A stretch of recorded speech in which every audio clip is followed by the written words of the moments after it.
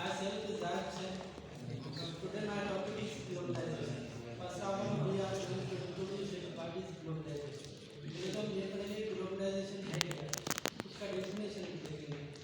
तो globalisation of phenomena involving the integration of economies, culture, government policies and political movements around the world. ये एक ऐसा phenomena है जिसमें हम इकोनॉमीज पढ़ते हैं. फॉर एग्जांपल के ट्रेडिंग के चाइना के साथ जो हमारा रिलेशन है वो इकोनॉमिकल रिलेशन है. उसके साथ जो हम जो है ना ट्रेडिंग करते हैं, हम कुछ चीज़ें उनसे लेते हैं और कुछ चीज़ें हम उन्हें देते हैं. सऊदी अरब के साथ भी हमारा जो है ना इकोनॉमिकली वो एक रिलेशनशिप है. तो उसके बारे में हम इकोनॉमीज करते हैं. और सेकंड नंबर पे culture. Culture for example America का जो कल्चर है वो मोस्ट फेमस कल्चर है पूरे वर्ल्ड में, और वो यहाँ पे भी अप्लाई होता है. हम जो ड्रेसिंग पहनते हैं वो तकरीबन वेस्टर्न ड्रेस होती है. तो ये जो है ना कल्चर है. और थर्ड नंबर पे गवर्नमेंट पॉलिसी. गवर्नमेंट पॉलिसीज में हम जो है ना फॉरेन कंट्रीज़ के लिए जो पॉलिसीज़ बनाते हैं कि जैसे चाइना के लिए हमने पॉलिसीज़ बनाए हुए हैं, यूएसए के लिए और सऊदी अरब के लिए जो पॉलिसीज़ बनाते हैं उनको हम कहते हैं गवर्नमेंट पॉलिसी. और गवर्नमेंट पॉलिसी ये नहीं है कि सिर्फ हम फॉरेन कंट्रीज़ के लिए गवर्नमेंट पॉलिसी बनाते हैं, हम अपने मुल्क में भी जो है ना पॉलिसी बनाते हैं. फॉर एग्जांपल हमारा पॉलिसी है कि भाई हमारा जो प्राइम मिनिस्टर है वो नेशनलिटी उसकी पाकिस्तान होनी चाहिए और वो मुस्लिम होना चाहिए. ये गवर्नमेंट पॉलिसी है जो हम अपने मुल्क में बनाते हैं, अपने लिए बनाते हैं. और changing in communication, transportation and computer technology made the world more interdependent. तो जो कम्युनिकेशन है या हमारे टेक्नोलॉजी है या ट्रांसपोर्टेशन है, इन सारी चीज़ों ने वर्ल्ड को जो है ना सबसे ज़्यादा इंटरडिपेंडेंट बना दिया है. अब फॉर एग्जांपल एक गांव है जिसमें दो घर हैं, वो घर दोनों आपस में किसी से बातें नहीं करते. अब एक घर से एक बच्चा दूसरे घर के किसी बच्चे के साथ बात कर रहा है, तो इससे क्या होता है, इसके साथ जो कम्युनिकेशन है वो बढ़ जाती है. अब फिर वो घुलने मिलने लग जाते हैं. अब वर्ल्ड में भी ऐसे ही है. पहले ऐसे होता था कि हर मुल्क की अपनी पॉलिसी जो होती थी अपने वो खुद तक रहती थी. अब ऐसा नहीं होता. अब जो है ना हर मुल्क एक दूसरे पे डिपेंडेंट है. अब एक मुल्क किसी ना किसी चीज़ के लिए दूसरी मुल्क पे डिपेंडेंट है और दूसरी तीसरी पे, तीसरी चौथी पे और चौथी पहली पे. अब ऐसा नहीं है कि हम पाकिस्तान अगर चाइना पे डिपेंडेंट है तो चाइना हम पे नहीं है, ऐसा नहीं है. सीपेक हमने बनाने दिया, इसका मतलब पाकिस्तान हम पे और चाइना हम पे डिपेंडेंट था और हम उससे प्रोडक्ट्स वगैरह लेते हैं, इसका मतलब हम उस पर डिपेंड करते हैं. तो ये इंटरडिपेंडेंट में दोनों मुल्क एक दूसरे के डिपेंडेंट होते हैं. इसके 3 डायमेंशन है. एक इकोनॉमिक्स ग्लोबलाइजेशन है, सेकंड है कल्चरल ग्लोबलाइजेशन और थर्ड है जो मोस्ट इम्पोर्टेंट है पॉलिटिकल ग्लोबलाइजेशन.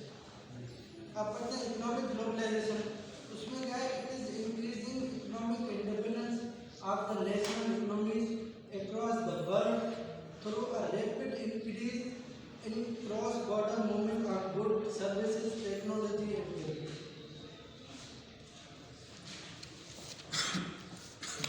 यहाँ पे 4 चीज़ों का जिक्र हुआ है. एक तो है कि भाई मूवमेंट्स ऑफ गुड्स और services technology and capital across the world. अब इसमें किसी ना किसी चीज़ के लिए एक मुल्क दूसरे मुल्क पे डिपेंडेंट है और दूसरी तीसरी पे, जैसे हमने पहले बात की. और ये डिपेंडेंस जो है ना आहिस्ता आहिस्ता बढ़ती जा रही है और ये इसके बढ़ने की जो बात है इसको कहते हैं ग्लोबलाइजेशन.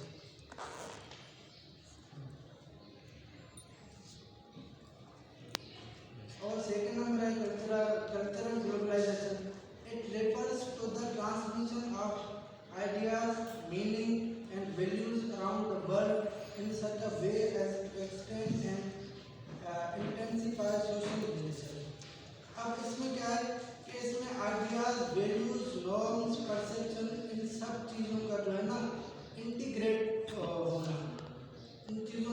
इंटीग्रेट होना, इसको कहते हैं कल्चरल ग्लोबलाइजेशन। अब पूरी दुनिया में ये जो है ना, पूरी दुनिया में अप्लाई होती है, जहाँ किसी खास रीजन में अप्लाई होती है। जैसे अमेरिका का जो कल्चर है वो हम इधर अप्लाई करते हैं, और लाहौर में जो है ना, इसको हम कहते हैं मिनी पाकिस्तान, जिसमें हर सूबे का बंदे होते हैं। अब ये क्या होता है, ये एक रीजन है जिसमें जो है ना कल्चरल ग्लोबलाइजेशन हो रही है। अब इसके इसमें देखेंगे कि role of internet and media. अब मीडिया और इंटरनेट का क्या जो है ना वो रोल है कल्चरल ग्लोबलाइजेशन में। अब मीडिया कल्चरली बड़ा रोल प्ले कर रहा है। रिसेंटली जो अर्थबल ड्रामा आप लोगों ने देखा होगा, उसने कितना जो है ना लोगों को मुतासिर किया, ना सिर्फ पाकिस्तान में बल्कि बाहर मुल्कों में भी उसने लोगों को मुतासिर किया, और लोग वैसा कल्चर अप्लाई कर रहे हैं। अब ये होता है इंटरनेट एंड मीडिया का जो है ना वो रोल जो कल्चर में प्ले कर रहा है। अब जैसे वेस्टर्न कल्चर है वो पूरी दुनिया में मशहूर है, और हम लोग भी जो है ना उसको पहनते हैं, वैसे कपड़े वो कल्चर अप्लाई करते हैं। तो इनका बढ़ जाना, ग्लोबलाइजेशन होना, उसको कहते हैं कल्चरल ग्लोबलाइजेशन। अब लास्ट है political globalisation. It refers to the growth of world wide political system both in size and complexity. अब इसमें क्या होता है कि इसमें हम पॉलिटिकल रिलेशनशिप देखते हैं अक्रॉस द वर्ल्ड। जैसे हमारे बाहर के मुल्कों के साथ जो हमारा रिलेशनशिप है उसको देखते हैं इसमें पॉलिटिकल जो है ना ग्लोबलाइजेशन। पहले पाकिस्तान का रिलेशनशिप नेबरिंग कंट्री के साथ होता था। अब पाकिस्तान जो है ना पॉलिटिकल ग्लोबलाइजेशन की वजह से पूरी दुनिया में जो है ना उसके जो है ना रिलेशनशिप बढ़ रहा है, और इसका जो मेन रीज़न है वो पॉलिटिकल ग्लोबलाइजेशन। और इसमें हम क्या करते हैं, कोऑपरेशन विद डिफरेंट कंट्री। अब बाहर के मुल्कों के साथ हम क्या करते हैं, कोऑपरेशन करते हैं। जैसे हमने चाइना के साथ किया है, इसका मतलब ये नहीं कि चाइना को सिर्फ फायदा हो रहा है, इससे हमें भी फायदा हो रहा है। अब इसको कहते हैं कोऑपरेशन। और इसमें डिफरेंट ऑर्गेनाइजेशन होते हैं, जैसे यूरोपियन ऑर्गेनाइजेशन है, द वीटो है।